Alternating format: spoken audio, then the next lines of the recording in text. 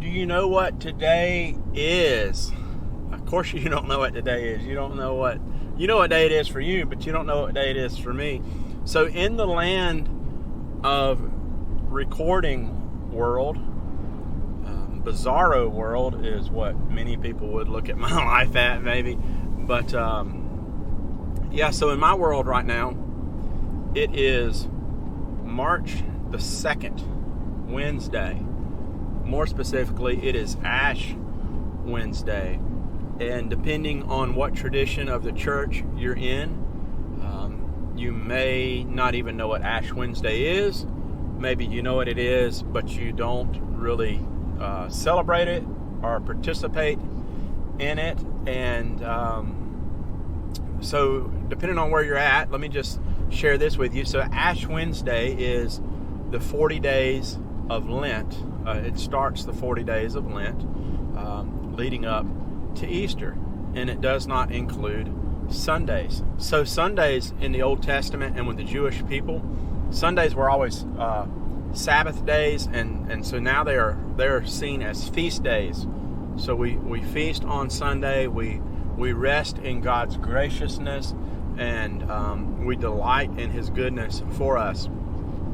So in a lot of traditional churches or denominations, during the season of Lent, will oftentimes give something up is the most popular thing, or maybe we take on a new spiritual practice. And so the idea is that whatever we give up or do, it draws us closer to God.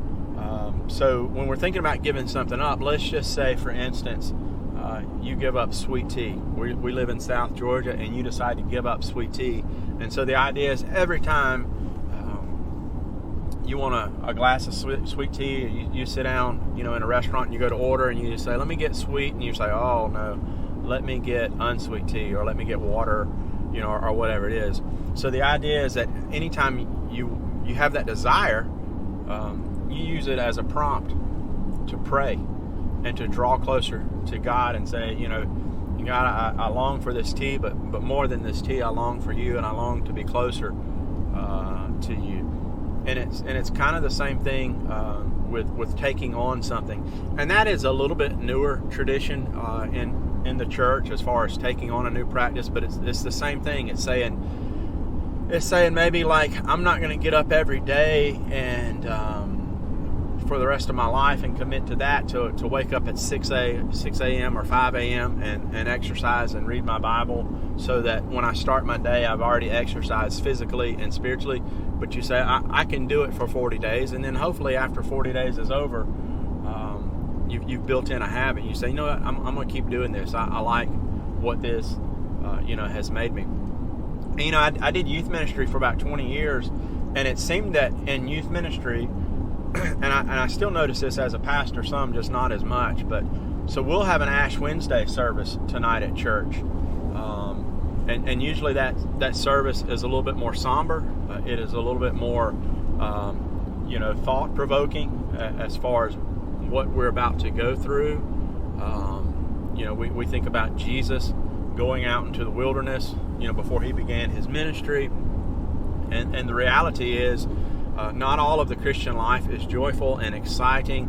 Sometimes we have dark moments, and if you've ever lost a loved one, or if you've gone through something rough, you know exactly what I'm talking about. And so, if Ash Wednesday and Lent represented anything in the Christian life, I would say that it represents those dark times, maybe those times that are a little bit more difficult for us.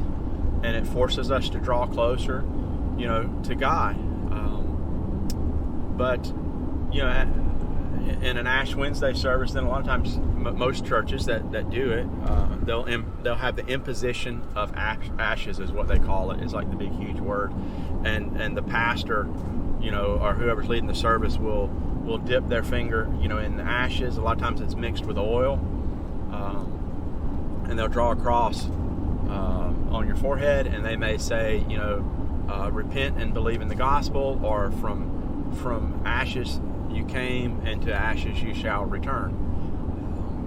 But yeah, I was just thinking that a lot of times, though, like I said, I saw in youth ministry and even as a pastor now, sometimes we'll get to that Ash Wednesday service and it's like, oh, I forgot to give something up for Lent. And we think back to our day and we say, well, you know, what's something I can give up that I didn't have today? So if it's sweet tea, you're like, no, I had sweet tea at lunch. And so, well, I can't give that up. So first, let me just encourage you in your Lent journey that if you choose to give something up, we live in grace. And the blood of Christ covers us.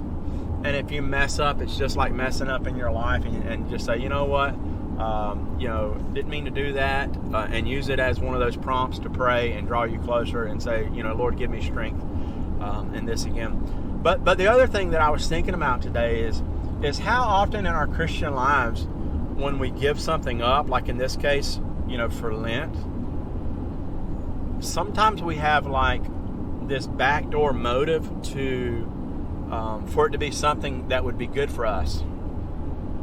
And so we might say, well, I'm going to give up dessert because then I'll lose some weight. I'll lose 5 or 10 pounds, you know, or whatever.